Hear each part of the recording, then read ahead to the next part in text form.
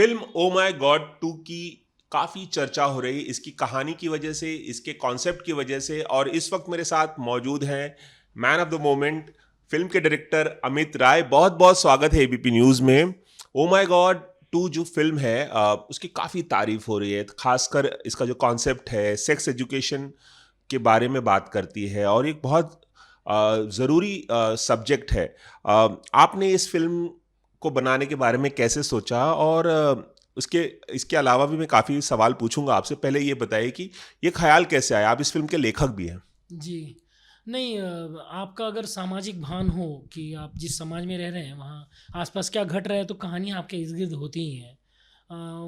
घटना तो मेरे घर की ही थी जब बच्चे ने एक मोबाइल हैक करके मेरा ईमेल आईडी पासवर्ड क्रैक कर लिया, तो मुझे लगा यार ये तो फिर कल को कुछ भी क्रैक कर लेगा, यूट्यूब पे देखना हो कुछ भी। और अगर समझो मैं नहीं उपलब्ध रहा, मैं कहीं बाहर हूँ और कोई किसी ने उसको नहीं बताया और उसने कुछ जानना चाहा जो उसकी उम्र में नहीं जानना है और वो उसको कोई बहका दे, तो वो एक मोबाइल रूपी जिन या स्मार्ट टीवी है जो उसको सब कुछ बता देगा। तो तो आपके मुझे बेटे ने आपका मोबाइल का मेरा password email ID hack? Hack करके अच्छा। पता नहीं उसने अपने आप खोल दिया, कुछ भी करना नहीं पड़ा मुझे उसके। अच्छा।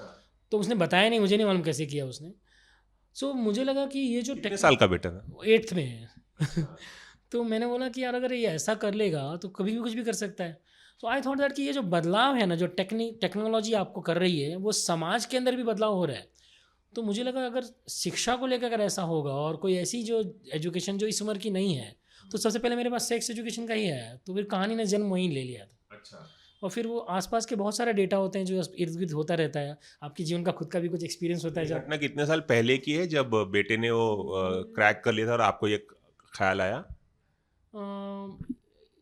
मुझे लगता है 2-3 साल 3 साल पहले ऐसे कुछ है। अच्छा। मैंने लिखने में दिमाग में कुछ और चल रहा था, फिर वो पास होते फिर इस तरह सेक्स एजुकेशन को आया और बाप और बेटा उस कहानी में जन्म ले गए कि दो बच्चों की कहानी हो सकती है जिसमें बेटे ने कुछ गलती किया है और बाप ले जाएगा आगे करके। तो मतलब आपकी इस फिल्म के सक्सेस के पीछे आपके बेटे का हाथ है, ऐसा हाँ, बोल सकते हाँ, हैं? कह सकते हैं। नहीं, अनजाने में ही सही। हाँ, अनजाने में ही सही। और कई दो और लोग भी हैं जिन्होंने अपने-अपने किस्से बताए थे, जो आस-पास के लोगों ने। जैसे वो बच्चा जो जो बच्चों से ज़्यादा बुली किया जाता है, वैसा भी एक किस्सा हमारे एरिया में हुआ था। तो वो किस्सा भी इसमें है कि कैसे उस बच्चे को बच्चे उसके मतलब आस-पास के आपने रियल लाइफ से कहानियाँ इंस्पिरेशन ऐसे ही ली है आती और हैं, आप काल्पनिक कुछ फिल्म काल्पनिक बनाई। में ऐसे करते हैं, तो आपकी कहानियाँ ऐसे ही बनती हैं। और फिर वो आप कभी रिवील नहीं करते सोर्स क्या है। तो ये बताइए कि ओ माय गॉड 2 अब एक हिट फिल्म साबित हो चुकी है, बहुत अच्छा बिजनेस कर रही है। सामने गदर 2 है, लेकिन उसके बावजूद उसने अपना होल्ड बनाए रखा है और क्रिटिक्स को भी पसंद आई है, मासेस को भी पसंद आ रही है। ये जो फिल्म की सफलता है, इसको लेकर आप कितने खुश हैं? और सबसे अच्छा कॉम्प्लीमेंट क्या मिला आपको फिल्म की सफलता को लेकर और फिल्म फिल्म बनाने को लेकर, इतनी अच्छी फिल्म बनाने को लेकर? नहीं, कॉम्प्लीमेंट सबसे पहले मेरे को जो अक्षय जी के पास हम लोग किसी सेट पे गए थे और फिर वो निकलते उन्होंने धीरे से बोला, एक मिनट सुनना जरा। और वैसे गले लगा के उन्होंने बोला कि बहुत बहुत कमाल की फिल्म बनाई है अमित। रिलीज के बाद की बात है? नहीं नहीं, रिलीज़ के पहले जब ख़त्म पहला कट आ गया था, अच्छा, अच्छा, कट देख के उन्होंने बोला मुझे कि वो किसी ऐड की शूटिंग कर रहे थे, मैं उनको मिलने गया था कि तो जब उन्होंने गले लगाया तो आप एक्टर को देख के आपने काम वाम किया है, मतलब इतने दिनों से देख रहे हैं और आपका काम आपका निर्माता गले लगा के बोल दे तो एक 100 करोड़ रुपए से ऊपर का वो ये है। तो वो मोमेंट मेरे लिए बड़ा चार्ज मोमेंट था। मैंने बाहर अश्विन जी को बोला कि सर मेरे को बहुत अच्छा लगा जिस तरह उन्होंने रिएक्ट किया है, इस तरह मैंने उनको रिएक्ट होते देखा नहीं जाता। तो बोला नहीं, उनको लगा होगा तो बहुत बड़ा मोमेंट था बहुत बड़ा मोमेंट था। वो रिकॉर्ड नहीं हो पाया, खैर वो तो मुझे याद है, उनको याद है। तो ऐसा मोमेंट था। और दूसरा सफलता का श्रेय या ऐसे बोलेंगे तो आप तो देखिए सफलता का श्रेय सभी को जाता है। शुरू में सफलता का श्रेय ये सवाल नहीं पूछा मैंने। मैंने पूछा कि इसकी सफलता को लेकर आप कितने खुश हैं? आप क्या कहना चाहेंगे? इतनी बड़ी हिट हो गई है ये फिल्म। नहीं, सफलता का पैमाना सबके लिए अपना अलग अलग होता है। अब ये फिल्म अगर 800 करोड़ कर रही होती तो भी वही खुशी होती जो अब ये 100 करोड़ कर रही है तभी उस पर हो रही है। मेरे लिए सफलता ज़्यादा उस पर मायने रखती है जिस तरह लोगों ने इसको प्रतिसाद दिया है। क्योंकि अगर ये किसी दो परिवार में भी वो बात हो जाए ना कि वो फिल्म देख के आने का तो बोले पापा हम लोग बैठ के बात करेंगे क्या, मेरे को ऐसा एक ख्याल आया है मन में और मेरे को लगता है ये नेचुरल है क्या, मेरे को लगता है कहीं पाप तो नहीं है। या बेटी से माँ बात करे या बाप भी बात कर ले कि पापा मेरे को ऐसा लगता है कि मेरे को ये मेरे बॉडी के अंदर जो चेंज हो रहा है वो हार्मोनल का, मतलब अगर आप खुल के बच्चों से बात कर सकें और जो नॉलेज उनको बाहर कोई ना दे वर्गलाए ना, वो घर में हो जाए ना, अगर दो परिवार में भी हो जाएगा तो भी फिल्म का इंटेंट क्लियर हो जाएगा और उसका मोटिव भी क्लियर हो जाएगा। और यही फिल्म की सफलता है। यही फिल्म की सफलता है, यही फिल्म की सफलता है। इस बारे में बात करना बहुत ज़रूरी है कि फ़िल्म की रिलीज़ से पहले ये फ़िल्म सेंसर बोर्ड में फंसी होने की वजह से ज़्यादा चर्चित रही।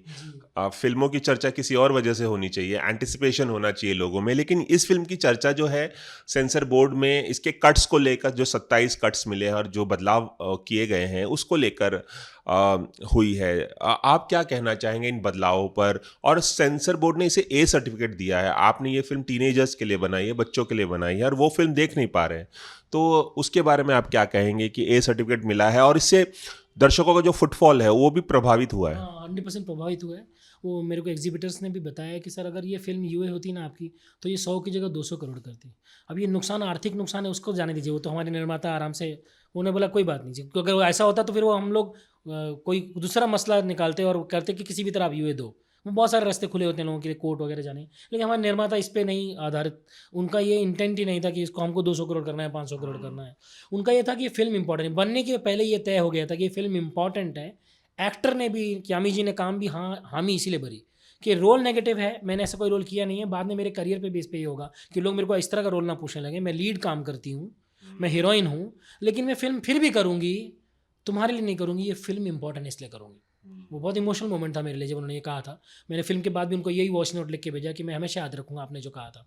अक्षय कुमार का भी फ़िल्म में ये आना इसलिए इम्पोर्टेंट है कि भाई ये फ़िल्म इम्पोर्टेंट है, सब्जेक्ट इम्पोर्टेंट है। इम्पोर्टेंट है। पंकज त्रिपाठी जी का आना भी और पवन मल्होत्रा का और बाकी सारे कास्ट एंड क्रू का, तो खैर वो लोग को तो काम के विषय पे भी आए, लेकिन सबने इसी आधार पर, हाँ, क्योंकि उनको कहानी, अगर उनको ये लगता तो हमें पहले ही ये इसकी भनक लग जाती कि वो बोल रहे हैं यार तुम ये फिल्म बना तो रहे हो लेकिन बहुत बोल्ड है। गोविंद नामदेव मेरे को कहते कि मैं नहीं करूंगा यार, मैं ओ माय गॉड 1 किया, पहले मैं एक बार हीट झेल चुका हूँ, ये दूसरी बार फिर मेरे को फंसा रहे हो तुम।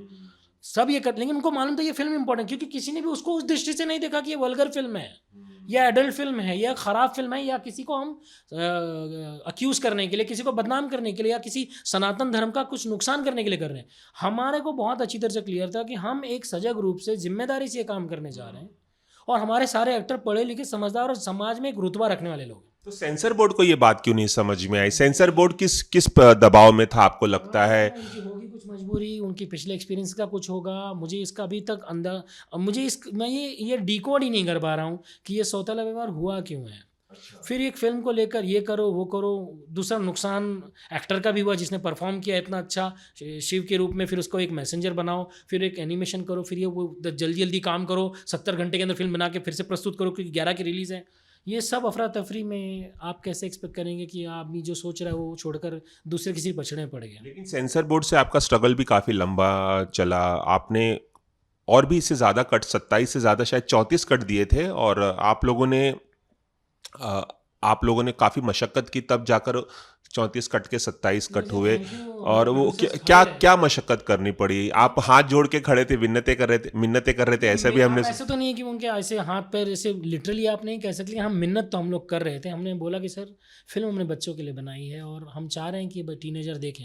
हमारे निर्माता ने कहा भी कि सर ये फिल्म, ये अभी किसी प्रेस में ही कहा था उन्होंने, जब शो में कहा था कि ये पहली एडल्ट फिल्म है जो टीनेजर के लिए बनाई गई है। अक्षय सर ने ऐसा कहा, तो बड़ा ही कॉन्ट्रडिक्शन है कि यार आप बनाए फिल्म है टीनेजर के लिए और उसको एडल्ट सर्टिफिकेट दे रहे हैं, तो वो तो देखेंगे ही नहीं।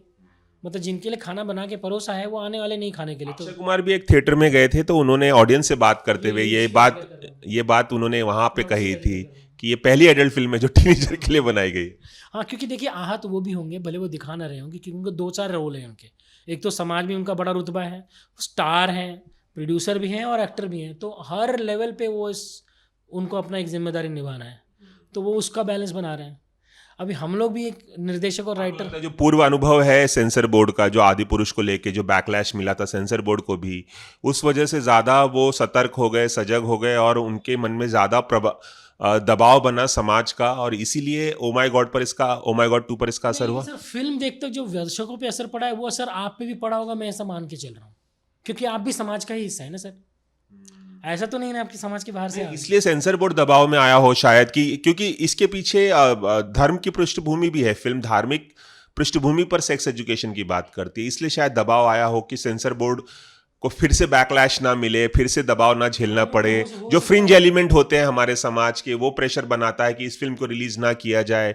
सेंसर बोर्ड को भी टारगेट किया गया था। अभी भी कर सकते थे कि फिल्म में कुछ बदला तो नहीं हुआ, ऐसा रेवोल्यूशनरी बदलाव तो हुआ नहीं कि आपने पूरा सामान ये निकाल दिया बाहर। आप तो दर्शन देख रहे हैं महाकाल का, अब मैं तो किसी और बताने शहर का नाम नहीं है। शहर का लेकिन अब पूरे भारतवर्ष में कहाँ महाकाल का दर्शन होता है सर? ये तो आप ऐसे कह रहे हैं मैंने साईं बाबा का दर्शन किया, तो पहला बार शिरडी बोलेंगे ना आप सर, इलाहाबाद में तो नहीं बोलेंगे ना सर आप, तो फिर कमाल की बात है। देखिए कैसा है, मुझे क्या लगता है कि मैं ये बात पूरी तरह से सहानुभूति से ले रहा हूँ कि उनकी मजबूरी रही होगी, पिछला एक्सपीरियंस भी रहा होगा, सब रहा होगा, और हम उसके लिए उसमें नंबर उनको 10 में से 10 दे भी देते हैं। लेकिन आप एक ही स्केल से सब फिल्मों को नहीं मापेंगे ना सर, एक वो तो एक व्यापक दृष्टि तो आपको रखनी पड़ेगी। दूसरा ये भी है कि फिल्म देखकर आपको ये तो समझ में आ गया होगा ना ये फिल्म किसके लिए बनाई गई, आपने उसके पूरे पर्पस को डिफीट कर दिया, तो उससे नुकसान जो हुआ है वो अनेक है सर, वो मैं गिनने के लिए भी बैठा नहीं हूँ यहाँ, अब तो वो हो गया है। लेकिन इसके बाद भी अगर गलती हो जाती है तो उसको हमने सुना है कि अभी भी ये कोशिश जारी है, पहले दिन से जारी है, अभी भी ये कोशिश जारी कि सेंसर बोर्ड जो है वो ए सर्टिफिकेट हटा के यूए, ऐसा संभव है एक बार फिल्म रिलीज हो जाए तो रीसर्टिफिकेशन ऐसा संभव है फिल्म जो रिलीज हो चुकी है जो ऐसा कोई प्रोविजन है? क्योंकि ये तो ऐसा हो गया ना, आपने एक बात कह दी फिर आप रिपीट करके तो वो ऐसा हो जाएगा कि मैंने गलत कहा था। लेकिन मुझे लगता है कि अगर गलती, इट्स वेरी ह्यूमन, गलती हो सकती है किसी से, अगर वो गलती अगर तो अभी आप लोगों को लगता है कि किसी से बात करने के बाद जब भी कोई मैम कोई परिवार लिखता है एक बड़ा सा, उसने तो किसी ने सवेरे एक आर्टिकल लिख के ट्विटर पे पोस्ट किया, मैंने वो भी डाल दिया सवेरे प्रसून जी को, सर आप ये पढ़ लीजिए, ये लोग मेरे खरीदे हुए लोग नहीं। भी आप कोशिश कर रहे हैं कि फिल्म का ए सर्टिफिकेट हटाकर परिवार का भला हो जाएगा, जो परिवार देखना चाहता है ना, अपने बच्चों को दिखाना चाहता है, जो देख के गए वो अपने बच्चों को कैसे दिखाएंगे? तो फिर वही होगा, फिर बाद में जब सब कुछ हो जाएगा ओटीटी पे आ जाएगा तो देखेंगे। तो ऐसी सामाजिक फिल्में जो बच्चों के लिए भी हैं वो उनको तो देखना ही चाहिए। फिल्म पर इसका काफ़ी बॉक्स ऑफिस पर असर तो पड़ा ही है इस वजह से, ए सर्टिफिकेट की वजह से। लेकिन एक सवाल मैं और भी पूछना चाहता हूँ कि गदर 2 रिलीज़ हुई है और बहुत बड़ी बॉक्स ऑफिस, किसी को भी अंदाज़ा नहीं था, खुद मेकर्स को भी अंदाज़ा नहीं था कि हो सकता है हिट हो जाए, लेकिन इतनी बड़ी ब्लॉकबस्टर हो जाएगी। क्या आपको लगता है कहीं हाइंडसाइट में कि जब ये फिल्म साथ में रिलीज़ हुई 11 अगस्त को, तो अगर गदर के सामने नहीं रिलीज़ होती और दूसरा एक विंडो मिलता तो ये ज़्यादा दर्शक देखते, उसकी वजह से भी प्रभावित हुआ है? नहीं, मैं नहीं मानता। दर्शक हमारा जो था वो हमारा आया है दर्शक, क्योंकि शुक्रवार से ही हाउसफुल था शो। मैं खुद द्वारा थिएटर में गया हूँ और मैंने प्रतिसाद देखा है, लोगों को ताली विसिल क्लैप करते हुए और हंसते हुए देखा। मैंने हर थिएटर में देखा है, छोटे थिएटर में भी देखा, बड़े थिएटर में भी देखा, तो मुझे उसका प्रतिसाद तो दिख गया है। देखिए कैसा होता कि अगर पहले आते थे रॉकी रानी के साथ आते, बाद में आते तो जवान के साथ आते, पहले आते तो मन है हमारे। देखिए हर दिन कोई ना कोई फिल्म है। अभी आपके लिए संघर्ष ना कंपटीशन जैसा है कि आपके पास साउथ इंडियन फिल्में हैं, आपके पास OTT वर्जन्स हैं, आपके पास अलग अलग एप्पल TV, मतलब अनेक वेन्यूज़ खुल गए हैं। आप एक अच्छा सिनेमा बनाएंगे और आपने अगर थिएटर के लिए बनाया है तो आपको संघर्ष करना ही पड़ेगा। फिर उसका मज़ा भी है, बड़े आसानी से मिल गया सफलता, तो फिर क्या मतलब है? आप इतने सब करने के बाद आप थिएटर तक आते हैं ये दिखाने के लिए कि आपकी फिल्म उच्च श्रेणी में गिरती है, तभी ये थिएटर तक आई है। गदर 2, देखिए हमें भी अंदेशा था कि फिल्म चलेगी, कि गदर 1 का इतिहास आपको भी पता है, मुझे ही पता है। हमने तय किया था कि हम वर्सेस करके नहीं आएंगे, नहीं तो हम गाना रिकॉर्ड नहीं करते फिल्म में, वो भी 1 महीना पहले। हम पहले से ही इसीलिए आए थे कि we are coming with you, this is oh my god 2 plus Jailer plus Gadar 2 plus जो पिछली फिल्म भी चल रही है। तो ओ माई गॉड 1 में तो परेश रावल थे और इस फिल्म में पंकज त्रिपाठी हैं। पंकज त्रिपाठी आपके काफ़ी अच्छे दोस्त भी हैं। हाँ, तो ये रोल रिवर्सल कैसे हुआ कि परेश रावल की जगह, क्योंकि वन ऑफ द प्रोड्यूसर्स तो परेश रावल भी हैं। मुझे लगता है उनका कुछ निहित अपना पर्सनल राय होगा फिल्म को लेकर, जो वो करना चाहते हैं नहीं, और वो एज अ प्रोड्यूसर उन्होंने तय किया होगा, शायद वो कुछ और करना चाहते हो गुड गॉड के रूप में, और ये करना चाह रहे थे ये फिल्म। तो सभी लोग जॉइंट प्रोड्यूसर हैं, वाईकॉम भी है, ये भी है, तो जिनको लगा ये फिल्म रेडी है मेरे पास तो उन्होंने किया है। हो सकता है कल को परेश भाई को फिल्म करें तो वो ओ माई गॉड 3 भी बनाने की प्लान कर रहे हैं आप? नहीं, मैं ऐसा मतलब ऐसा में नहीं, कि सफलता के बाद तो ऐसा अक्सर होता है।